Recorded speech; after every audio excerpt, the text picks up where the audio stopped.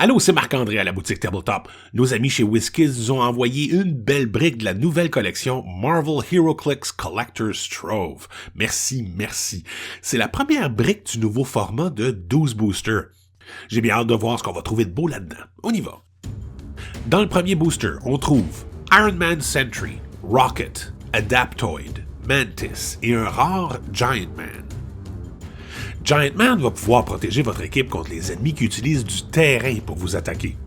Son premier trait, Ant-Man Security Solutions, fait en sorte que les personnages ennemis à l'intérieur de 4 cases peuvent pas ramasser ni s'équiper de marqueurs de terrain et on peut pas non plus leur donner de Close ou Range Terrain Actions.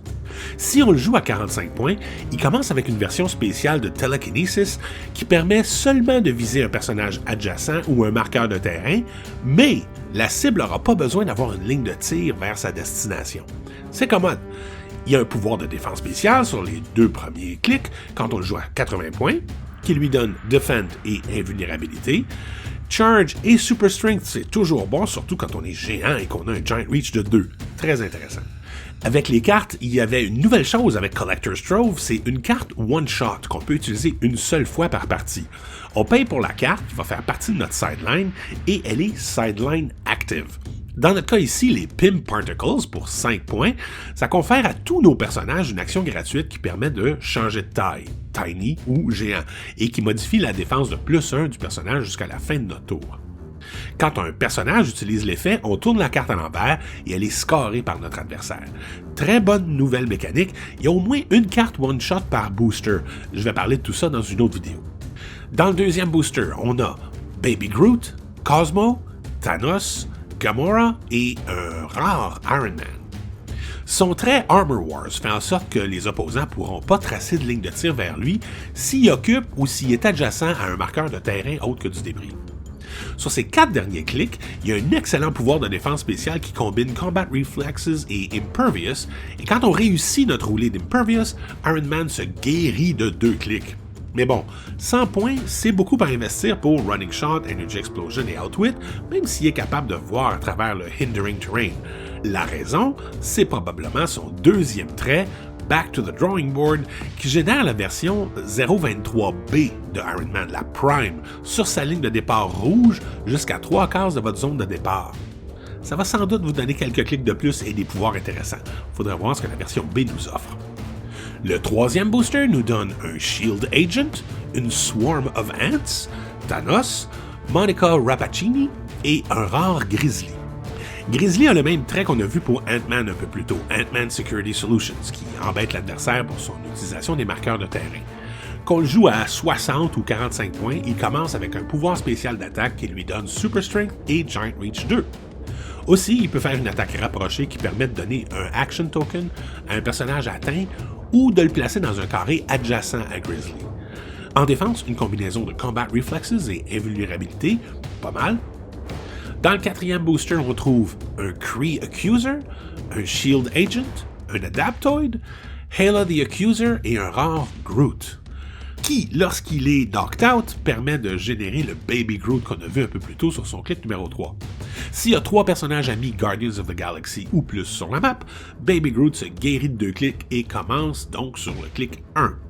Groot a un pouvoir spécial de vitesse sur les clics 1, 2, 5 et 6. C'est une charge à pleine vitesse s'il y a 3 amis Guardians of the Galaxy ou plus sur la map.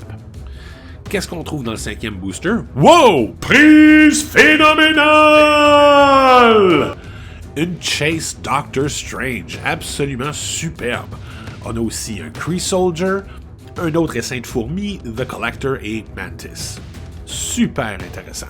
La mécanique des cartes one-shot offre autre chose ici. Doctor Strange permet d'ajouter 3 cartes one-shot du Darkhold. On n'a pas encore vu ça, ça sera dans la prochaine vidéo, à votre sideline sans en payer le coût et elle compte pas pour le maximum de pièces dans le sideline. Bon, une fois qu'on a dit ça, si on choisit de faire ça, aucune autre one-shot pourra faire partie de notre sideline au moment de bâtir notre équipe. Si Doctor Strange prend du dommage en raison d'une carte one-shot ce tour-ci, il gagne une attaque gratuite. Si on le joue à 100 points, il commence avec une belle combinaison de Running Shot, Pulse Wave, un pouvoir de défense spécial qui lui octroie Energy Shield Deflection et Invincible, tous les deux protégés d'Outwit, et un pouvoir spécial de dommage qui lui confère Probability Control et, si un personnage ennemi utilise Outwit ou Perplex à l'intérieur de sa portée, on peut retourner une one-shot de Darkhold utilisée précédemment. J'ai hâte de voir ce que ça fait tout ça. Avec les Team Ability Mystics et Defenders qu'on a l'habitude de voir sur les instances de Doctor Strange, absolument magnifique. Dans le 6e booster, il y a un Iron Man Sentry, un Iron Man peu commun, un Drax rare et un Yondu super rare avec l'équipement qui vient habituellement avec Yondu, je devine, la Yaka Arrow. Quand vous équipez un personnage avec la Yaka Arrow, elle est générée. Comme on imagine qu'elle va être assignée au début de la partie, ça veut dire qu'elle va être adjacente au perso qui l'a. Le personnage équipé gagne une action gratuite qui place le Yaka Arrow jusqu'à 4 cases en ligne droite de sa position actuelle, puis elle va infliger 1 point de dommage pénétrant à un personnage ennemi dans cette ligne-là, entre sa case de départ et sa case d'arrivée. Mais, si c'est Yondu qui en est équipé, ce sont tous les personnages ennemis qui vont se prendre un dommage pénétrant et ça détruit le terrain bloquant. Yondu coûte 60 points avec un stop-click sur son dernier clic, qui est un genre de clic-sacrifice. Pour un power action, Yondu peut infliger 3 dommages pénétrants à un personnage dans sa portée et sa ligne de tir, ou le guérir de 3 clics et lui octroyer le Cosmic Energy Team Ability. Wow! Mais bon, ça knock out Yondu de faire ça. Il y a une défense spéciale sur ses 5 premiers clics qui lui donne Energy Shield Deflection et une variante de Super Senses qui, quand ça réussit, donne un Action Token à l'attaquant ou un dommage pénétrant si c'est impossible de lui donner le token. Très très bon. Yondu a aussi une action gratuite qui lui permet de placer la Yaka Arrow à côté de lui si c'est lui qui en est équipé. Belle pièce. Le 7e booster nous donne, wow, une autre excellente prise, le Iron Man Rare Prime avec Baby Groot, Rocket, White Widow et Nebula. Cette version-là de Iron Man vous permet de choisir 3 personnages sur votre sideline qui ont le mot-clé Stark Industries et de tourner leur dial sur n'importe quel clic. Ces personnages-là vont être ce qui s'appelle les prototypes d'Iron Man. Au début de votre tour, vous choisissez un des prototypes et ça permet à Iron Man d'utiliser les pouvoirs standards affichés du prototype. Et quand Iron Man est knock-out, il est scoré par l'adversaire, mais vous pouvez générer le dernier prototype choisi dans le carré que Iron Man occupait. Ce personnage-là va commencer en se guérissant de 2 clics à partir du dernier et ne pourra pas être scoré par l'adversaire. Je me souviens pas d'avoir vu ça. On a vu des choses qui ressemblaient à ça comme mécanique par le passé, mais ça donne plus de choix. On ne se préoccupe pas de la valeur en points des prototypes, ce qui veut dire que quelque chose de très fort pourrait arriver sur la map une fois qu'on a perdu ce Iron Man-là. Si vous le jouez à 80 points, les 3 premiers clics ont un pouvoir spécial d'attaque, le Pulse Bolt, qui fait plus de dommages plus la cible est loin. Mais il faut que l'attaque soit en ligne directe, ce qui compense quand même pour sa valeur de dommage assez basse de 2. Invincible, Running Shot, Outwit, ça se travaille bien, j'aime. Dans le 8e booster, on trouve un Thieves Guild Member, Wasp, Gambit et un super rare Thor avec la pièce d'équipement Mjolnir. Mjolnir est un excellent item, le personnage qui en est équipé se fait octroyer un Giant Reach de 3, le ciblage amélioré à travers les personnages, Quake et Pulse Wave. Et si on équipe un des personnages de la liste sous Qualifying Names, Mjolnir ne pourra pas être déséquipé, détruit ou retiré du jeu par des effets opposés. Wow! Belle liste de noms aussi, Beta Ray Bill, Captain America, Odin, Spider-Man, Squirrel Girl et évidemment Thor. Thor se trouve à avoir essentiellement le double des clics qu'on voit sur sa carte parce que la première fois qu'il serait mis KO, on le tourne plutôt à son clic de départ. 2 possibilités de départ. À 150 points, vous avez un très bon attaquant à distance et à 50 points, un attaquant de près. Son deuxième trait, A Taste of Mighty Mjolnir, est une attaque close ou range qui déséquipe un équipement de Thor, vraisemblablement Mjolnir, mais ça pourrait être autre chose et on place cet équipement-là à l'intérieur de sa portée et sa ligne de tir.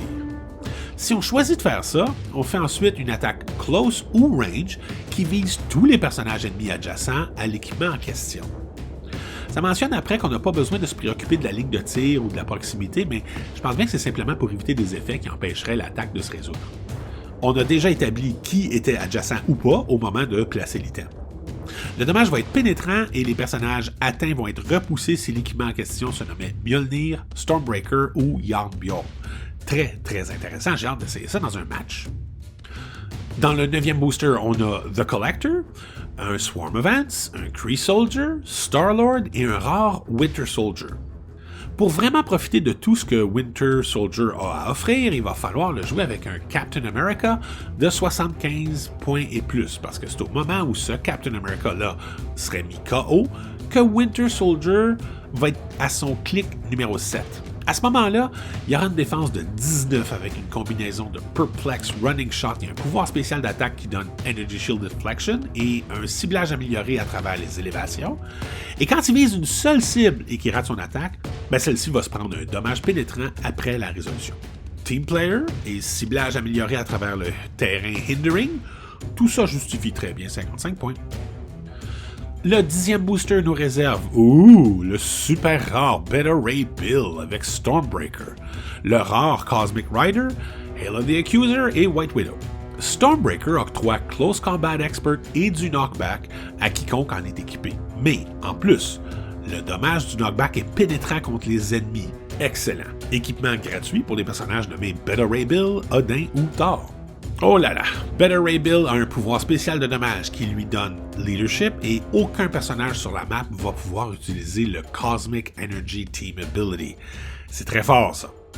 Il l'a sur le premier clic si on le joue à 60 points ou les 4 premiers quand on le joue à 100 points. Même chose pour le pouvoir spécial d'attaque qui donne du knockback aux personnages amis qui ont le mot-clé Guardians of the Galaxy. Et s'il y a 3 personnages amis ou plus qui ont ce mot-clé-là, Guardians of the Galaxy, le dommage causé par le knockback va être pénétrant contre les personnages de l'adversaire. Il y a des bonnes valeurs de combat qui ne pourront pas être modifiées par les personnages ennemis grâce au Team Ability Guardians of the Galaxy. Bon, on a compris qu'il faut le jouer avec des Guardians of the Galaxy. Et son trait lui permet de carrément protéger un ami contre une attaque en sacrifiant un équipement. En faisant ça, le personnage ami évite l'attaque et l'attaquant se prend un dommage pénétrant. Il faut que l'ami soit visible et à portée, mais c'est très fort. Magnifique pièce. Dans le 11e booster, on a un Thieves Guild Member, un Kree Soldier, un Adaptoid, Nebula et un rare Groot. Encore. Bon, c'est un doublon de pièces rares, Groot ici, mais ça risque d'arriver souvent dans cette collection-là parce qu'il y a moins de rares que d'habitude. Sans compter la Prime, il y a 8 rares dans Collector's Trove, quand on est habitué d'en avoir 16 par collection. Et dans le dernier booster, le Collector's Trove nous donne Cosmo, Gamora, un autre rare Cosmic Rider et un superbe, super rare Juggernaut avec le Crimson Gem. Le Crimson Gem est excellent. Mouvement amélioré à travers les murs, Super Strength et Safeguard contre Mind Control. Gratuit pour les personnages nommés Colossus, Juggerduck ou Juggernaut. Le premier trait de Juggernaut lui permet de réduire le dommage pénétrant et le protège d'Outwit. Aïe aïe aïe. Il y a une variante de Charge à pleine vitesse sur ses 5 premiers clics. Son pouvoir spécial d'attaque lui donne un Giant Reach de 2 et une Close Action qui, après une attaque rapprochée, fait 2 de dommages à chaque personnage ennemi adjacent. Et s'il a détruit du terrain ce tour-ci, ce que le Super Strength du Crimson Gem lui permettrait de faire, le dommage est pénétrant. C'est débile. Il est impervious sur ses 4 premiers clics qui, oubliez pas, réduit le dommage pénétrant et est protégé d'Outwit. C'est une magnifique pièce de 80 points. C'était une superbe brique. Merci à nos amis chez WizKids pour tout ça. Il n'y a pas que les pièces les plus rares qui comptent, évidemment, mais 4 super rares et une chase et une prime, ça fait un meilleur ratio de rareté que les briques de 10 boosters auxquels on était habitué. La collection Collector's Trove sort le mercredi 29 janvier. Manquez pas ça, amusez-vous et à bientôt.